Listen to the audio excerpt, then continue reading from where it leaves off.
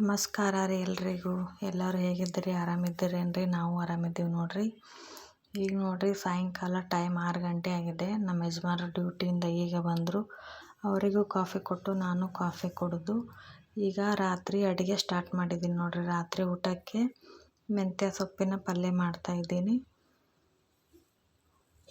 ಪಲ್ಯನೂ ready ಆಯಿತು. ಈಗ ರೊಟ್ಟಿನೂ ಮಾಡಿದ್ದೀನಿ. ನಮ್ಮದು ರಾತ್ರಿ ಊಟ ರೆಡಿ ಆಯಿತು ನೋಡಿ.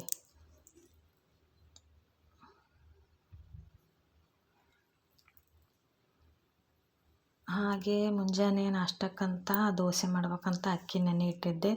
ಅದು ಸಹ ಮಿಕ್ಸಿಗೆ ಹಾಕ್ಕೊಂಡು ರೆಡಿ ಮಾಡಿಕೊಂಡು ಇಡ್ತಾಯಿದ್ದೀನಿ. ಮತ್ತು ಊಟ ಎಲ್ಲ ಮುಗಿಸ್ಕೊಂಡು ಪಾತ್ರೆ ಇರುತ್ತಲ್ಲ, ಪಾತ್ರೆ ಎಲ್ಲ ರಾತ್ರಿನೇ ತೊಳೆದಿಟ್ಟಿರ್ತೀನಿ. ಮತ್ತು ಗ್ಯಾಸ್ನೂ ತೊಳೆದು ಗ್ಯಾಸ್ ಕಟ್ಟೆನೂ ತೊಳೆದು ಎಲ್ಲ ಒರೆಸಿ ಕ್ಲೀನ್ ಮಾಡಿ ಇಟ್ಟಿರ್ತೀನಿ ನೋಡಿ. ಇದು ಡೈಲಿ ರಾತ್ರಿ ಇದೇ ಥರ ನಂದು ರೂಟೀನ್ ಇರ್ತದೆ ನೋಡಿರಿ.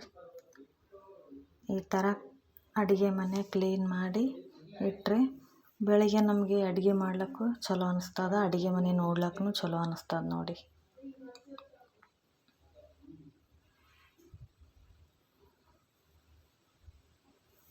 ನೋಡಿ ಎಲ್ಲ ಕ್ಲೀನ್ ಆದಮೇಲೆ ಈ ಥರ ಇರುತ್ತೆ ಅಡುಗೆ ಮನೆ.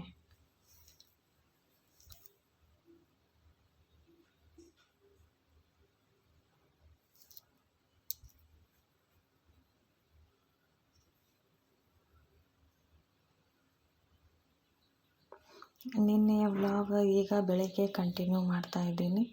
ಬೆಳಗ್ಗೆಗೆ ದೋಸೆ ಮಾಡ್ತಾಯಿದ್ದೀನಿ ಮಕ್ಕಳಿಗೆ.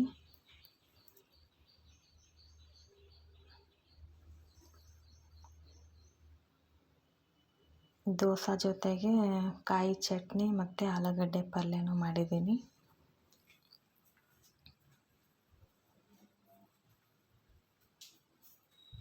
ಈಗ ಮಕ್ಕಳು ತಿಂತಾ ಇದ್ದಾರೆ.